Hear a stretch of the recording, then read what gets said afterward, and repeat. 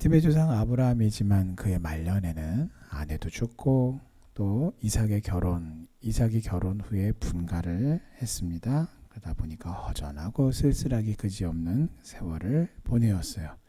자, 그래서 아브라함이 선택한 것은 그두라와 결혼을 해서 노년의 외로움을 달래는 것이었습니다. 그래서 오늘 말씀은 그두라와의 사이에서 태어난 후손들과 이스마엘의 후손에 대한 족보가 기록이 되어 있습니다.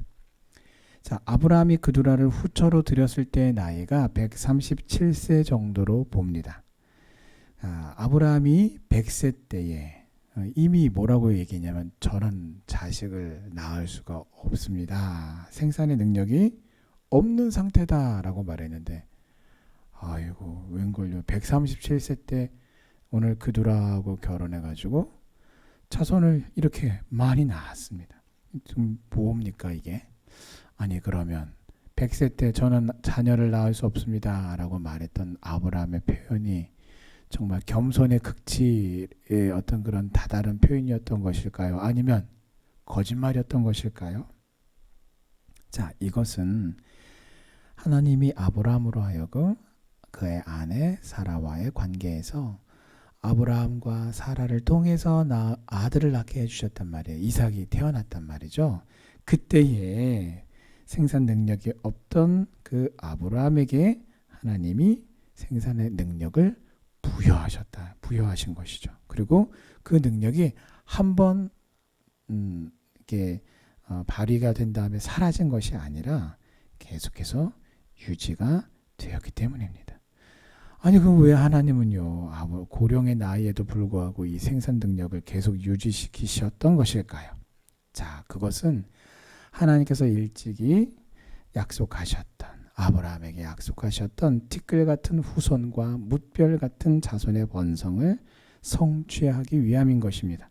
그래서 그두라의 후손들이 이삭과 또 이스마엘의 후손들과 함께 더불어서 중동의 수많은 민족들을 형성함으로써 하나님의 약속이 성취가 된 것입니다.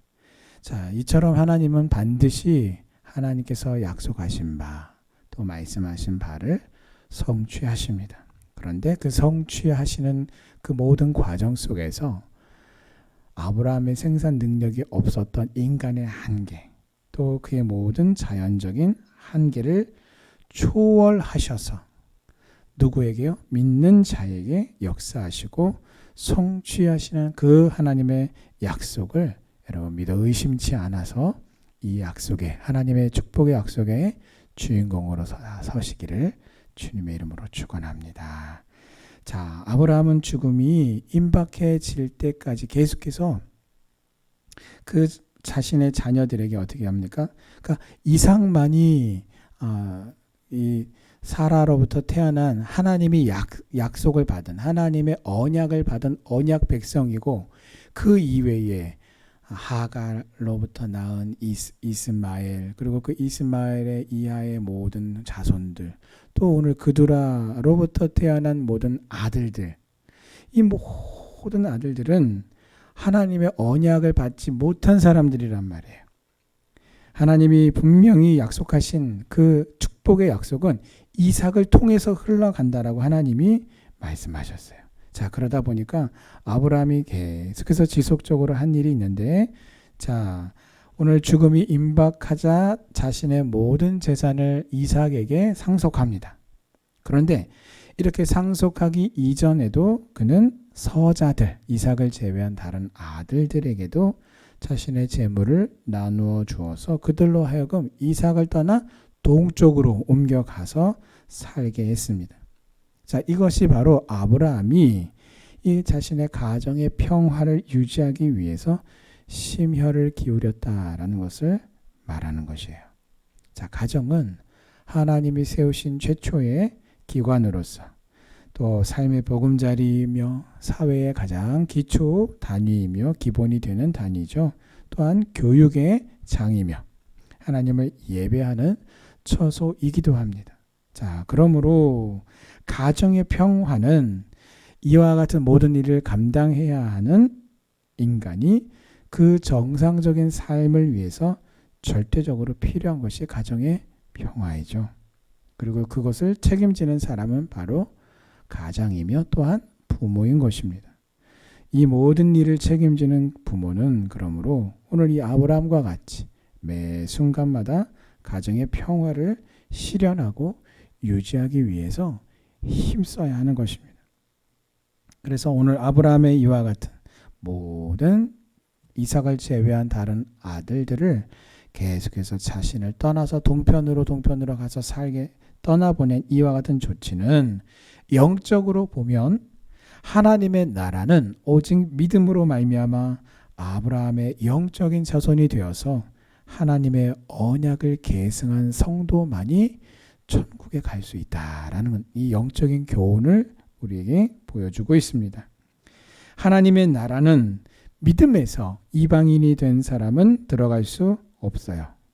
즉 예수를 믿지 않고 구원받지 못한 사람은 들어갈 수가 없습니다. 왜? 언약 백성이 아니기 때문이에요.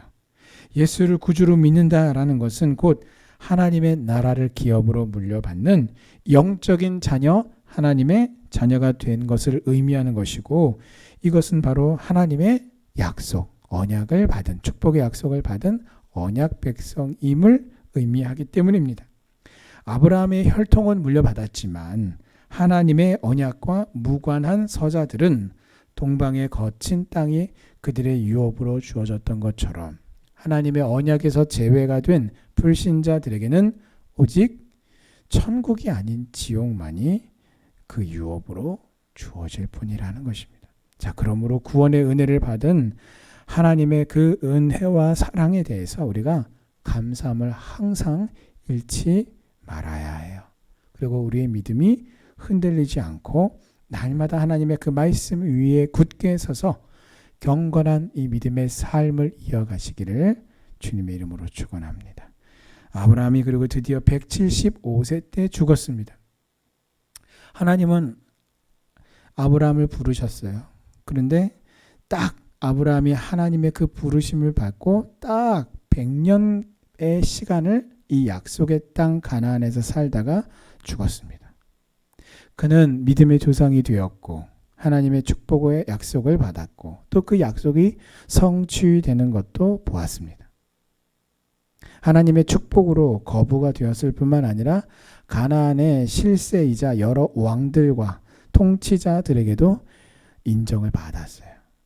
자, 그러나 이처럼 대단한 인생을 살았던 아브라함도 결국은 죽음을 피하지 못했습니다. 인간은 누구나 다 죽습니다. 자, 그러나 사람들은 자신이 죽는다라는 사실을 인정하려고 하지 않아요.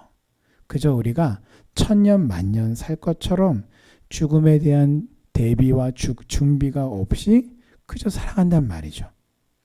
죽음을 그렇다면 준비하는 삶은 어떤 삶을 말합니까? 그것은 바로 예수님과 동행하는 삶을 의미합니다. 최선을 다해서 하나님의 나라와 영광을 위해서 사는 것을 의미합니다. 이처럼 믿음으로 여러분 죽음을 항상 늘 준비하셔서 영원히 복된 삶을 누리는 성도님들 되시기를 바랍니다. 자, 12절 이하를 보면은 이스마엘의 족보가 기록이 되어 있어요. 그는 12명의 아들을 두었고요. 애굽과 아수르 사이에 위치한 우리가 통상 아라비아로 불리는 거대하고 넓은 지역을 차지했습니다. 그리고 그 안에서 크게 번성했어요. 자, 이스마엘이 처음에 그의 어머니와 아버지의 집에서 이렇게 내쫓겼을 때는 가진 것이라고는 그저 다 이제 말라버리고 비틀어져 다 먹어서 텅텅 비어버린 빈 물 가죽 부대 하나밖에 없었어요. 그러나 하나님의 그를 축복하셔서 그는 많은 민족의 조상이 되었고 하나님의 축복을 누렸습니다. 자, 그런데 이제 오늘 이렇게 기록된 이스마엘의 족보는 이렇다라고 기록된 이후에 성경의 기록에 이스마엘이 다시는 이와 같은 어떤 이야기상에서의 등장은 없어요. 반면에 이삭의 후예는 성경 역사의 중심을 이루며 언약의 후사이신 예수 그리스도에까지 이르기까지 이어지는 것을 볼 수 있습니다. 무엇을 말합니까? 곧 성경의 기록은 하나님이 선택하신 선택받은 믿음의 백성을 중심으로 기록된 인간의 역사라는 것이에요. 그러니까 인류의 역사라고 하는 것은 곧 하나님의 구속사의 역사이고 이 역사는 곧 하나님이 택하신 믿음의 백성을 중심으로 진행이 되고 중심으로 기록이 되었다라는 것입니다. 자, 그러므로 우리가 오늘 어떻게 살아야 될 것이 분명합니까? 믿음으로 살아야 되는 것이 분명해져요. 하나님의 말씀에 순종해야 될 이유가 그래서 더 분명해지는 것입니다. 그래야 하나님의 구속의 그 역사의 주인공으로 우리가 쓰임 받도록 부르심을 받았단 말이에요. 그렇다면 우리가 그 하나님의 부르심에 합당하게 말씀대로 우리가 그 말씀을 믿고 그 말씀대로 순종함으로 하나님께서 주관하시고 이끌어 가시는 이 믿음의 역사, 구속사의 역사의 주인공으로서 쓰임을 받아야 되는 것이죠. 그래서 하나님이 우리에게 맡겨주신 그 땅끝까지 이르러 부활하신 예수 그리스도의 증인이 되는 사명, 하나님이 부르시는 그날을 우리가 여러분 몇 년, 몇 월, 며칠인지 우리는 몰라요. 알지 못해요.